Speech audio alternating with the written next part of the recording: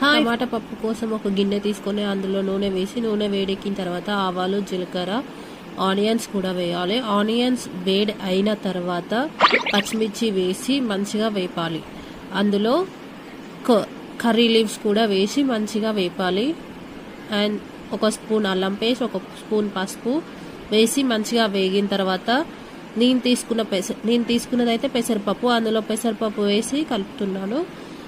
మీకు నచ్చిన పప్పు తీసుకోవచ్చు టమాటా పప్పు కోసం. అండ్ అందులో పప్పు కొంచెం వేగిన తర్వాత వాటర్ యాడ్ చేసి పప్పు కొంచెం తెరులుతున్న సమయంలో అప్పుడు టమాటాలు యాడ్ చేయాలి.